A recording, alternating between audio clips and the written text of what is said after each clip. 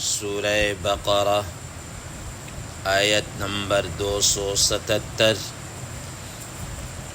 آپ حضرات کے پاس پیج نمبر ہے 12۔ اعوذ باللہ من الشیطان الرجیم، بسم اللہ الرحمن الرحیم۔ ان الذين آمنوا وعملوا الصالحات واقاموا الصلاة وآتوا الزكاة لهم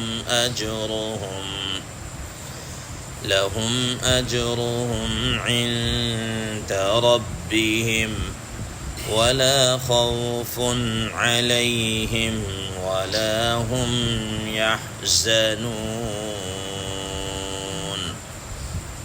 صدق اللہ العظیم۔ اللہم صل علی محمد النبی الأمی وعلی آلہ وسلم تسلیما کثیرا کثیرا۔ محترم سامعین کرام، اس آیت مبارکہ کا ترجمہ اللہ تبارک و تعالی ارشاد فرماتے ہیں، ان الذین آمنوا وعملوا الصالحات، بے شک وہ لوگ جو ایمان لائے اور اعمال صالحہ کیے، نیک اعمال کیے، وَأَقَامُوا الصَّلَاةَ وَآتَوُا الزَّكَاةَ، اور انہوں نے بالخصوص نماز کو قائم کیا اور زکوٰۃ ادا کی، لہم اجرہم عند ربہم، ان کے لیے ان کے رب کے ہاں بدلہ ہے، اجر و ثواب ہے، ولا خوف علیہم ولا هم یحزنون، اور ان پر کسی قسم کا کوئی خوف نہیں ہوگا اور نہ ہی وہ غم زدہ ہوں گے۔ محترم سامعین کرام، ما قبل کی آیات میں آپ حضرات کے سامنے سود سے متعلق گفتگو چل رہی تھی۔ اللہ تبارک و تعالی نے سود پر ہونے والا عذاب اور سود سے ہونے والے نقصانات اس کو بیان کیا، اور اس کو بیان کرنے کے بعد آج کی اس زیر 10 آیت مبارکہ میں اللہ تبارک و تعالی ایمان اور اعمال صالحہ کے متعلق گفتگو کر رہے ہیں۔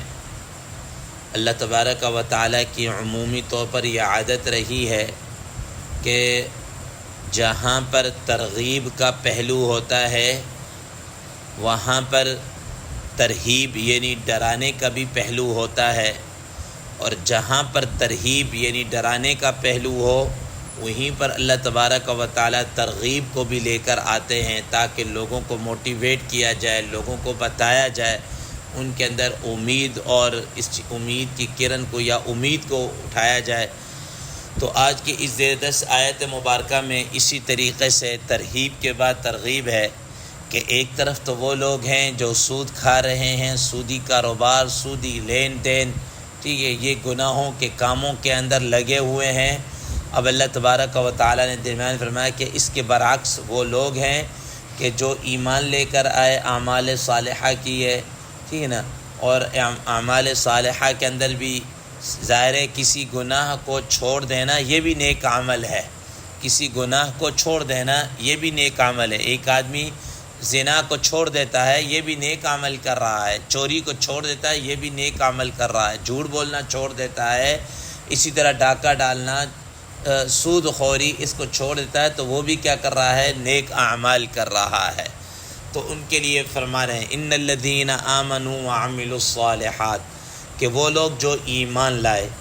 محترم سامعین کرام، ایمان آپ حضرات نے پڑھ رکھا ہے، سن رکھا ہے کہ ایمان کے اندر سب سے پہلے اللہ تبارک و تعالی کی ذات بابرکات پر ایمان لے کر آنا ہے، اور اللہ تعالیٰ کی ذات کو وحدہ لا شریک ماننا، اسی پر ہر طریقے سے ایمان لانا، پھر اس ایمان کے بعد حضرات انبیاء علیہم الصلاۃ والسلام پر ایمان لے کر آنا بالعموم، اور بالخصوص رسول اللہ صلی اللہ تعالیٰ علیہ وسلم کے ذات اقدس پر ایمان لے کر آنا، آپ صلی اللہ تعالیٰ علیہ وسلم کو خاتم النبیین ماننا۔ اور اسی طریقے سے ایمانیات میں سے یہ بھی ہے کہ انسان اللہ تبارک و تعالیٰ کی نازل کردہ کتابوں پر، فرشتوں پر ایمان لے کر آئے، اور اسی طریقے سے یوم آخرت یعنی بعث بعد الموت، مرنے کے بعد زندہ ہونا، اٹھایا جانا، قیامت کا ہونا، حشر نشر، جنت جہنم، ان ساری چیزوں پر یہ بنیادی عقائد کہلاتے ہیں۔ ان سب پر ایمان کیا ہے؟ لے کر آنا ضروری ہے، ان سب پر ایمان لے کر آنا ضروری ہے۔ یہی وجہ ہے کہ آپ حضرات عمومی طور پر آپ حضرات کے علم میں ہے کہ ہم بچپن سے یاد کرتے ہوئے آ رہے ہیں ایمان مفصل اور ایمان مجمل، آمنت باللہ وملائکتہ وکتبہ ورسلہ والیوم الآخر والقدر خیرہ وشرہ من اللہ تعالی والبعث بعد الموت۔ یہ ساری یہ وہ ہے جو ہم بچپن سے کیا ہے یاد کرتے ہوئے آ رہے ہیں، اور اسی کو آگے چل کر جب ہم اس سورت کی آخری آیات پڑھیں گے تو وہاں پر بھی آئے گا آمن الرسول بما انزل الیہ من ربہ والمؤمنون کل آمن باللہ وملائکتہ وکتبہ ورسلہ، ٹھیک ہے نا؟ یہ ساری چیزیں وہ کیا ہے؟ یہ ایمانیات کا حصہ ہیں، ٹھیک ہے نا؟ تو فرمایا کہ جو لوگ ایمان لے کر آئے، اور اس کے بعد کیا کیے؟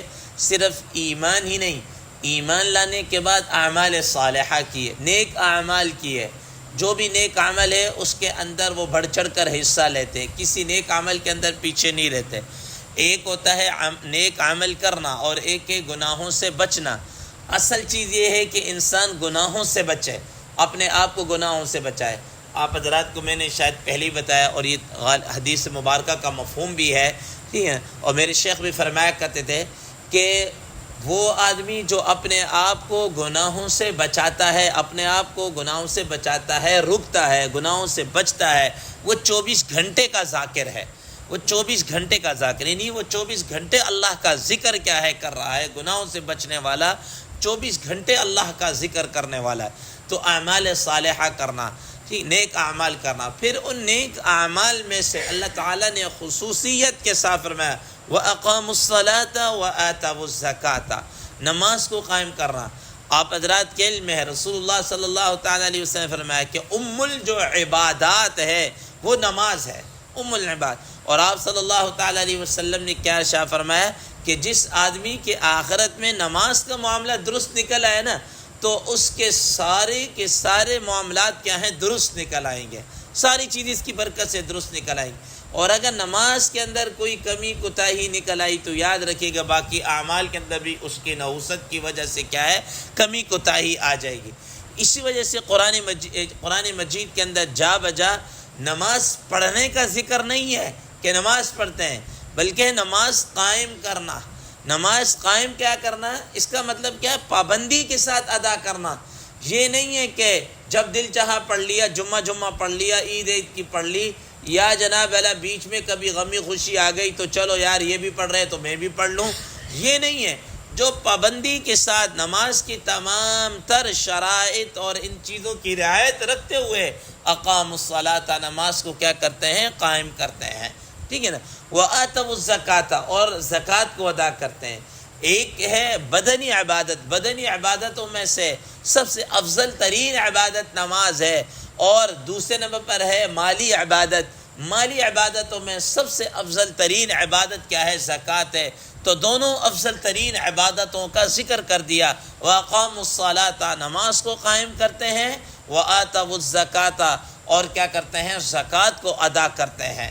تو اب آپ دیکھ لیجئے پیچھے وہ لوگ ہیں جو سود خور ہیں، سود کھاتے ہیں، اور وہ اللہ کی راہ میں بالکل خرچ نہیں کرتے، اور ایسے جو سود خور ہوتے ہیں، حرام کاریوں کے اندر جو پڑے ہوئے ہوتے ہیں، ان کو اعمال کی، نیک اعمال کی توفیق ہی نہیں ہوتی، ٹھیک ہے نا؟ آپ حضرات نے پڑھ رکھا ہے کہ انسان جب حرام کا لقمہ کھاتا ہے تو اس کی نحوست کی وجہ سے ٹھیک ہے نا، اس کے وہ جو اللہ کی اطاعت ہوتی ہے، اللہ کی طرف آنا، اعمال صالحہ کی جو توفیق ہوتی ہے اس سے سلب ہو جاتی ہے۔